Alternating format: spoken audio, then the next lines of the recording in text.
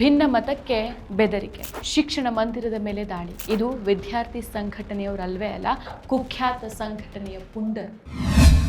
ನಮಸ್ಕಾರ, ಈ ದಿನಕ್ಕೆ ಸ್ವಾಗತ. ನಾನು ಶಿವಂ ಪವಿತ್ರ. ಭಾರತದಲ್ಲಿ ಶಿಕ್ಷಣ ಸಂಸ್ಥೆಗಳು ಸ್ವತಂತ್ರ ಚಿಂತನೆ ಮತ್ತು ಚರ್ಚೆಯ ಕೇಂದ್ರಗಳಾಗಿರಬೇಕು.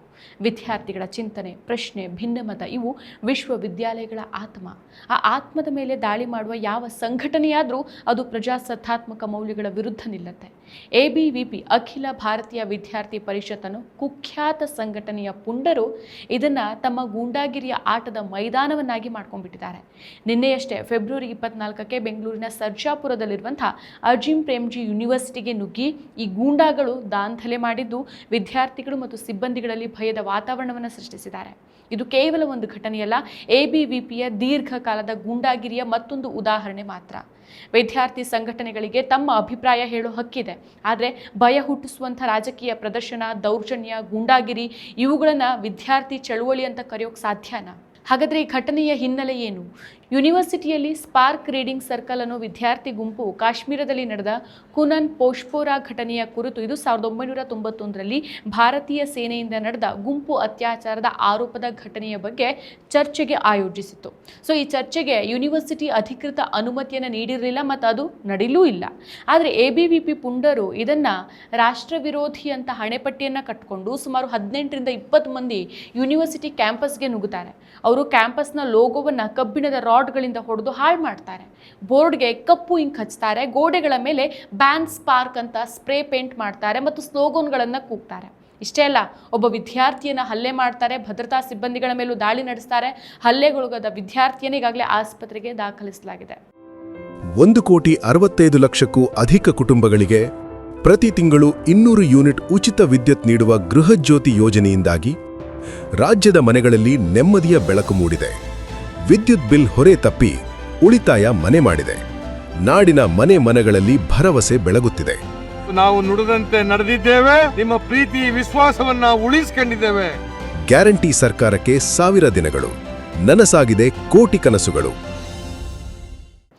ABVP ಪುಂಡರು ತಮ್ಮ ಕೃತ್ಯವನ್ನು ಪ್ರತಿಭಟನೆ ಅಂತ ಕರೀತಾರೆ, ಆದರೆ ಇದು ಸ್ಪಷ್ಟವಾದ ಗೂಂಡಾಗಿರಿ ಮತ್ತು ಆಸ್ತಿನಾಶ. ಇವರು ಕಾಶ್ಮೀರವನ್ನು ಭಾರತದಿಂದ ಬೇರ್ಪಡಿಸೋ ಪ್ರಯತ್ನ ಅಂತ ಆರೋಪಿಸ್ತಾರೆ, ಆದರೆ ವಾಸ್ತವವಾಗಿ ಇದು ಐತಿಹಾಸಿಕ ಘಟನೆಯ ಚರ್ಚೆ ಮಾತ್ರ ಆಗಿತ್ತು. ಈ ಪುಂಡರು ತಮ್ಮ ರಾಜಕೀಯ ಅಜೆಂಡಾವನ್ನು ಮುಂದಿಟ್ಕೊಂಡು ಶಿಕ್ಷಣ ಸಂಸ್ಥೆಗಳಲ್ಲಿ ದಾಳಿ ಮಾಡೋದು ಹೊಸದೇನಲ್ಲ.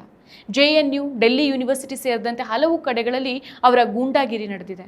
ಇದು RSS, BJP ಸಂಘಟನೆಯ ಭಾಗ ಆಗಿರುವಂತಹ ABVPಯ ಸಾಂಪ್ರದಾಯಿಕ ತಂತ್ರವೇ ಸರಿ. ವಿರೋಧಿ ಧ್ವನಿಗಳ ಬಾಯಿ ಮುಚ್ಚಿಸೋದು, ಭಯ ಸೃಷ್ಟಿಸೋದು ಮತ್ತು ರಾಷ್ಟ್ರಭಕ್ತಿ ಹೆಸರಲ್ಲಿ ದೌರ್ಜನ್ಯ ಮಾಡೋದು ಇವರ ಹುಟ್ಟು ಕೆಲಸದಂತಾಗ್ಬಿಟ್ಟಿದೆ.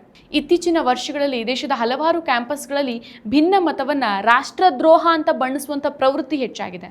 ವಿಚಾರ ಸಂಕಿರಣ, ಚರ್ಚೆ, ಪುಸ್ತಕ ಬಿಡುಗಡೆ, ಯಾವುದಾದ್ರೂ ವಿಷಯದಲ್ಲಿ ವಿಭಿನ್ನ ಧ್ವನಿ ಕೇಳಿಸಿದ್ರೆ ಅದನ್ನು ಸಹಿಸದ ಮನೋಭಾವ ಪ್ರಜಾಸತ್ತಾತ್ಮಕ ಸಂಸ್ಕೃತಿಗೆ ಅಪಾಯವೇ. ವಿಶ್ವವಿದ್ಯಾಲಯಗಳು ಚರ್ಚೆಯ ವೇದಿಕೆಗಳು. ಅಲ್ಲಿ ಭಿನ್ನ ಮತಗಳ ನಡುವೆ ವಾದ ಪ್ರತಿವಾದ ನಡಿಬೇಕು. ಕೈಯಲ್ಲಿ ದಂಡ, ಬಾಯಲ್ಲಿ ಬೆದರಿಕೆ ಇರಲೇಬಾರದು. ಯೂನಿವರ್ಸಿಟಿ ಆಡಳಿತ ಈ ದಾಳಿಯನ್ನು ಖಂಡಿಸಿದ್ದು ಪೊಲೀಸರಿಗೆ ಈಗಾಗಲೇ ದೂರನ್ನು ಕೊಟ್ಟಿದೆ. ಸರ್ಜಾಪುರ ಪೊಲೀಸರು ಈಗ 18 ಪುಂಡರನ್ನು ಪ್ರಿವೆಂಟಿವ್ ಕಸ್ಟಡಿಗೆ ತೆಗೆದುಕೊಂಡಿದ್ದಾರೆ ಮತ್ತು ಕ್ರಿಮಿನಲ್ ಕೇಸ್ ದಾಖಲಿಸುವುದಾಗಿ ಹೇಳಿದ್ದಾರೆ. ಆದರೆ ಇದು ಸಾಕಾ? ಈ ಗೂಂಡಾಗಳನ್ನು ಕಠಿಣ ಶಿಕ್ಷೆಗೆ ಗುರಿಪಡಿಸಬೇಕು. ಅಷ್ಟೇ ಅಲ್ಲ, ABVP ಅಂತ ಸಂಘಟನೆಗಳನ್ನು ಕ್ಯಾಂಪಸ್ಗಳಿಂದ ದೂರ ಇಡಬೇಕು. ಅವರು ವಿದ್ಯಾರ್ಥಿ ಸಂಘಟನೆಯಲ್ಲ, ರಾಜಕೀಯ ಗೂಂಡಾಗಳ ಗುಂಪು ಮಾತ್ರ. ಈ ಘಟನೆಯಿಂದ ಒಂದು ವಿಷಯ ಸ್ಪಷ್ಟವಾಗುತ್ತೆ. ABVP ಪುಂಡರು ಶಿಕ್ಷಣಕ್ಕೆ ಶತ್ರುಗಳು. ಅವರು ಚರ್ಚೆಗೆ ಭಯಪಡ್ತಾರೆ, ಸತ್ಯವನ್ನು ಸಹಿಸಲಿಕ್ಕೆ ಅವರಿಗೆ ಆಗೋದಿಲ್ಲ ಮತ್ತು ತಮ್ಮ ದೌರ್ಜನ್ಯದ ಮೂಲಕ ಭಾರತದ ಯುವಜನತೆಯನ್ನ ಅವ್ರು ಹಾಳು ಮಾಡ್ತಿದ್ದಾರೆ. ABVP ಸೇರಿದಂತೆ ಯಾವುದೇ ವಿದ್ಯಾರ್ಥಿ ಸಂಘಟನೆಗೆ ಪ್ರಶ್ನೆ: ನಿಮ್ಮ ಆಲೋಚನೆ ಬಲವಾಗಿದ್ರೆ ಚರ್ಚೆಗೆ ಬರೋಕೆ ಹೆದರಿಕೆ ಯಾಕೆ? ಸಂವಾದದ ಬದಲು ಗಲಾಟೆ ಯಾಕೆ? ಶಿಕ್ಷಣ ಮಂದಿರದ ಗೌರವ ಕಾಪಾಡೋದು ವಿದ್ಯಾರ್ಥಿ ಸಂಘಟನೆಯ ಕರ್ತವ್ಯ ಅಲ್ವಾ? ಸಮಾಜ ಇಂಥ ಗೂಂಡಾಗಳನ್ನು ಬಹಿಷ್ಕರಿಸಬೇಕು ಮತ್ತು ಶಿಕ್ಷಣ ಸಂಸ್ಥೆಗಳನ್ನು ಸ್ವತಂತ್ರವಾಗಿ ಬಿಡಬೇಕು. ಇಲ್ಲ ಅಂತಂದರೆ ನಮ್ಮ ದೇಶದ ಭವಿಷ್ಯನೇ ಅಪಾಯದಲ್ಲಿರುತ್ತೆ. ಈ ದಾಂಧಲೆ ನಡೆಸಿದ ಯುವಕರು ಯೂನಿವರ್ಸಿಟಿ ಮೆಟ್ಲತ್ತಿರೋದು ಸಹ ಅನುಮಾನ. ಉನ್ನತ ಶಿಕ್ಷಣ ಪಡೆಯೋದಕ್ಕೂ ಮುನ್ನನೇ ಕಾಲೇಜು ಡ್ರಾಪ್ಔಟ್ ಆಗಿ BJP ಸಂಘ ಪರಿವಾರದ ಕಾಲಾಳುಗಳಾಗಿ ಕೋಮುದ್ವೇಷದ ಅಜೆಂಡಾಗಳಿಗೆ ಬಲಿಯಾಗಿ ಕೇಸು, ಕೋರ್ಟ್ ಅಂತ ಅಲಿತಾ ಇರುವವರು ಇಂತಹ ಕುಕೃತ್ಯಗಳನ್ನು ನಡೆಸ್ತಿರ್ತಾರೆ.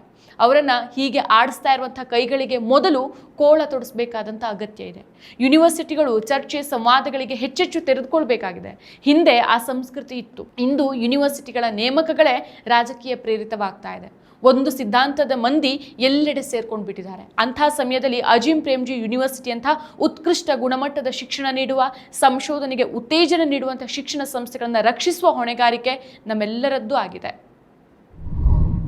ಮತ್ತಷ್ಟು ವಿಶೇಷ ವಿಡಿಯೋಗಳನ್ನು ನೋಡಲು ಮತ್ತು ಹೊಸ ವಿಡಿಯೋಗಳ ಬಗ್ಗೆ ತಿಳಿಯಲು ಈ ದಿನ .com ಯೂಟ್ಯೂಬ್ ಚಾನೆಲ್ ಸಬ್ಸ್ಕ್ರೈಬ್ ಮಾಡಿ ಮತ್ತು ಬೆಲ್ ಐಕಾನ್ ಕ್ಲಿಕ್ ಮಾಡಿ.